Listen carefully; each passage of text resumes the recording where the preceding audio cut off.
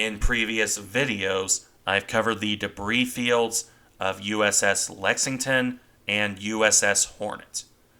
In both cases, there were some larger pieces to look at, as large as Lexington's bridge structure or Hornet's tripod mast, in addition to other pieces, from aircraft resting on the bottom to boilers and radar.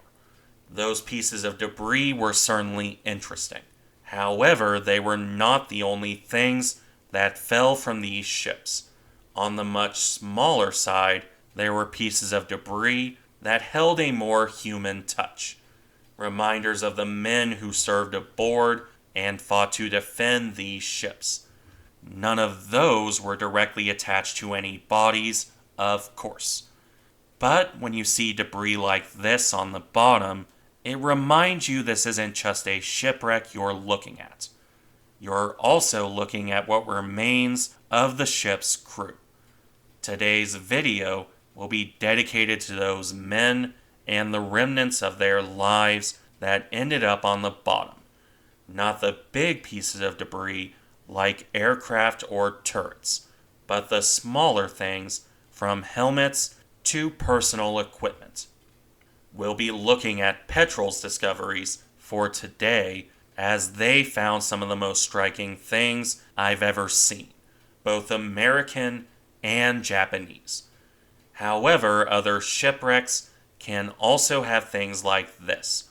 I don't think I need to tell anyone about the shoes around Titanic, or the various luggage brought up to the surface over the years. Since this video is focused on the debris fields, I won't spend much time on the main wrecks or the details of the sinkings.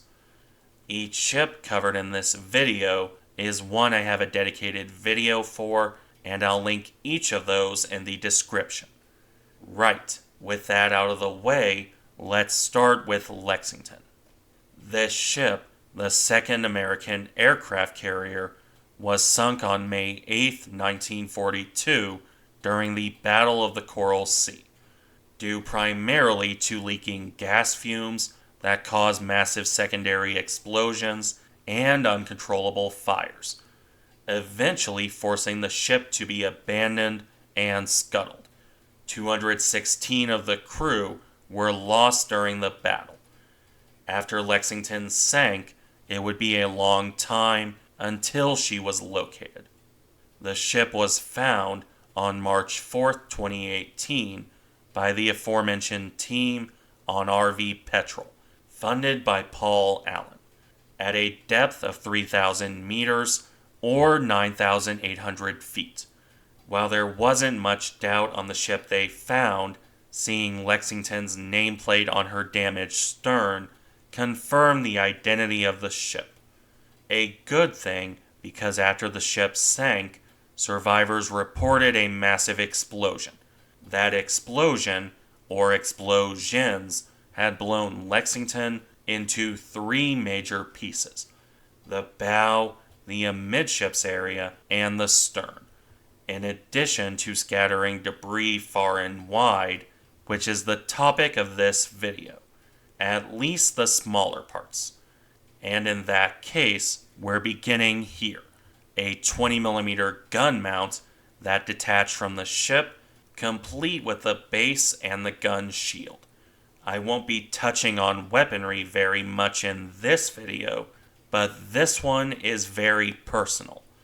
A couple men would have been manning this in an attempt to protect Lexington during the attack. This picture from Enterprise is a good demonstration of why I chose to include this gun. It really is a human side to the ship in a way that a gun turret doesn't quite match.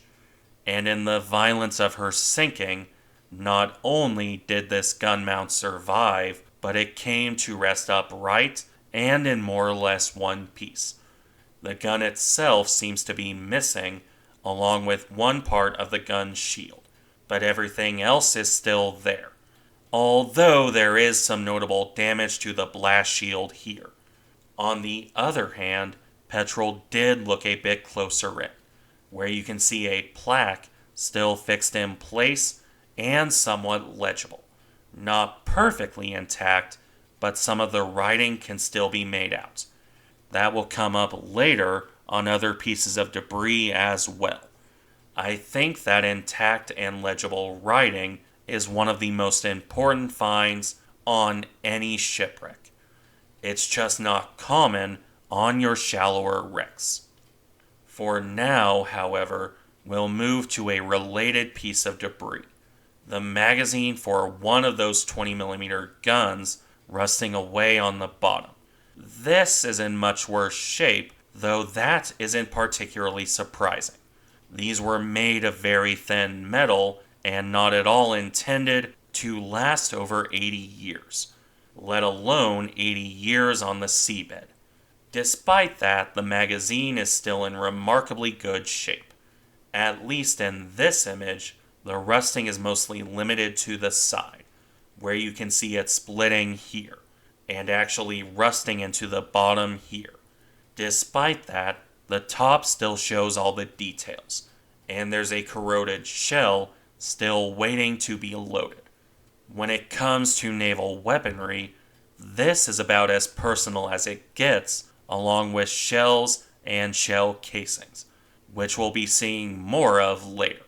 For now, the next bit of debris is a welding cart, surrounded by a pattern of rust on the seabed and in understandably rough shape. Despite the damage from the fall and decades underwater, it's still in one piece. This would likely have been used on the hangar deck and probably fell away when the ship broke up. On a similar note, we have a toolbox here, one that fell straight down and landed vertically on the bottom, where it has remained for 80 years, completely undisturbed and upright. It was likely dragged down this way as the tools inside shifted to one side. It doesn't make that image any less personal, I feel. This is some sailor's toolbox just sitting there with very little debris around it. A man might have used this on the day of the sinking, not knowing it was the last time he would see it. That applies even more to the last piece from USS Lexington, an instrument just sitting on the bottom. There's other pieces of debris here too, like the ladder in the background. But the instrument is the very human part of this picture. This was probably from the ship's band, and has endured all these years in the dark 3 kilometers down. This would be somewhat like finding one of the instruments from Titanic's band. Not quite as iconic, of course, but every bit as humanizing. Why, this is the last picture from Lexington, before we move on to USS Hornet. USS Hornet CV-8 was something of an unlucky ship.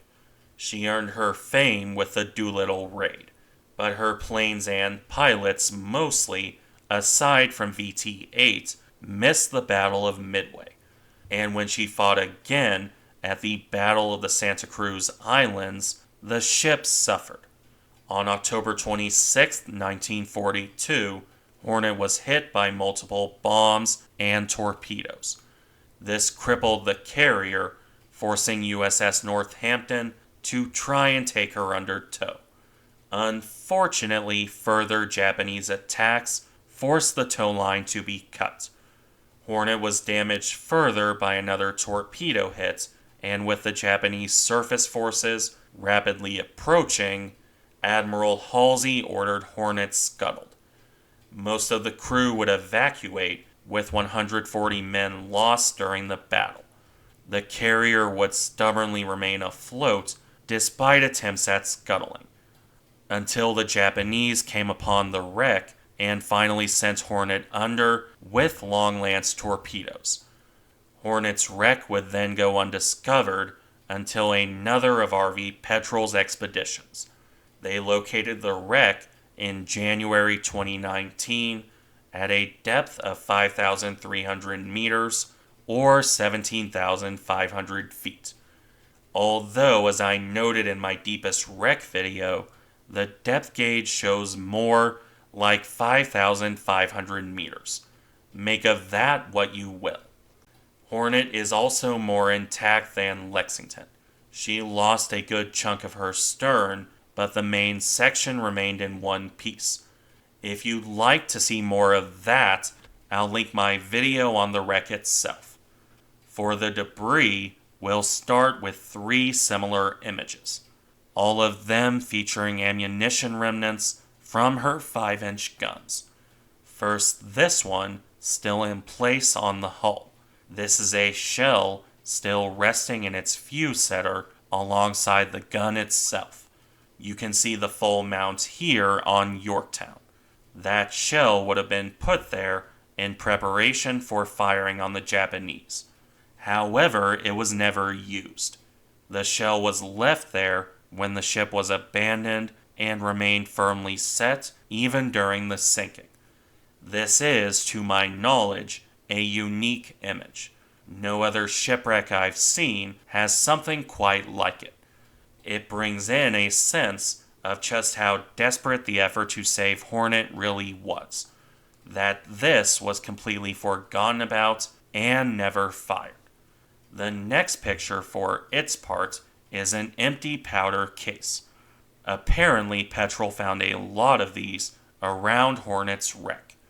That doesn't make this image of the case sticking straight up any less distinctive. One of the crew would have loaded this into a gun, with it being expelled after firing. It likely came to rest by the 5-inch guns before falling away as Hornet sank, where it ended up like this, pointing up to the surface for 80 years. Another reminder of the fight to keep Hornet afloat. Another powder casing, this one on its side, still has legible writing on it, including Hornet's name towards the bottom here. As I said before, I think any legible writing is something worth noting after so long on the bottom. Although I suppose in Hornet's case, the next 2 images are the more distinctive and personal ones. First, the ever-popular International Harvester aircraft tug. This was chained down and has remained firmly in place ever since. There's very little in the way of damage to it. I said before I wouldn't be surprised if someone said, "Bring that up, I can get it running again." I'm not sure if that's really possible, not being a mechanic, but it speaks to how personal this is. A piece of equipment you can very easily visualize someone using before putting it here to keep the tug safe during the battle, where it remained in place during the sinking and the years since. A silent reminder of the crew that once served on Hornet, which the final image really does drive home. This lonely hat resting upside down on the bottom. This wouldn't be associated with any bodies, but at the same time, just like shoes off Titanic, it's human, in a way that very few other images of these wrecks are quite able to match.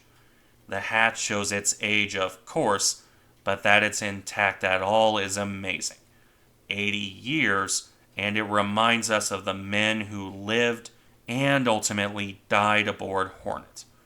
Something that also applies to the one picture from USS Wasp for today.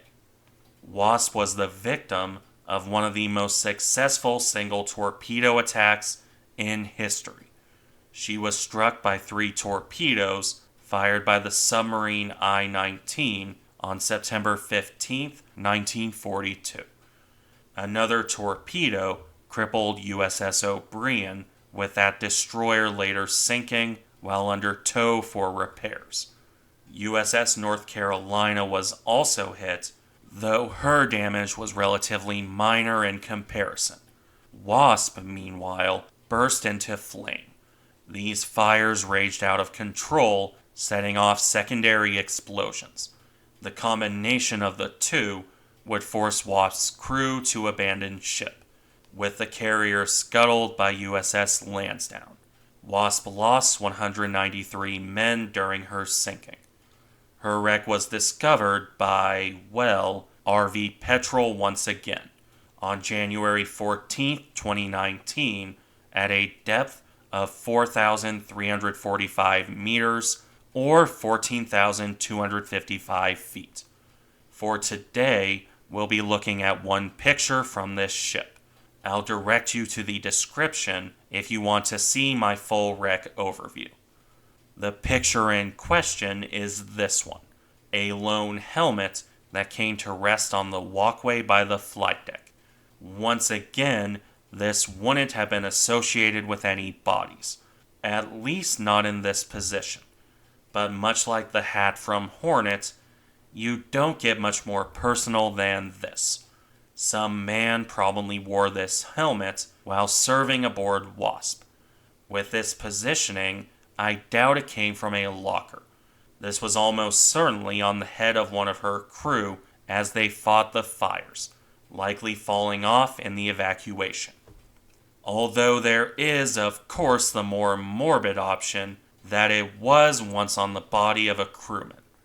Either way, it's a very personal reminder of the cost of war and the way a lot of pictures don't quite match. It's also the last American photo for this video. We'll round things off with a couple images from the Japanese heavy cruiser Chokai. This cruiser was sunk on October 25, 1944, during the Battle off Samar. From a combination of shell fire and air attack, although mostly the latter. The aircraft crippled Chokai, which was eventually abandoned and scuttled by the destroyer Fujinami. Exactly how many men were lost during the sinking isn't exactly clear, because the survivors picked up by Fujinami were lost when that ship was sunk with all hands 2 days later. Chokai's wreck remained undiscovered until one of Petrel's final surveys on May 5, 2019. They found the ship at a depth of 5,173 meters or 16,972 feet down. The most notable part of this discovery were the intact torpedo tubes, disproving the claim that USS White Plains detonated those. For today, however, we'll be focusing on a more human aspect, and that is fire hoses. These are spread throughout the ship from the bridge to the stern, scattered about where Chokai's crew desperately tried to fight fires. No other shipwreck that I've seen has such a visible mark of the attempt to save her. These are all tangled up, especially on the bridge, a lingering reminder that these Japanese sailors were human too, and that they fought desperately to keep their ship afloat. It's why I chose to end this video on Chokai. We can look at helmets and hats, but these hoses are, to me, perhaps the starkest reminder of the human cost of war, at least on Warship Shipwrecks. Thank you for watching. Remember to like, comment, and subscribe if you enjoy the content, and I'll see you in the next one.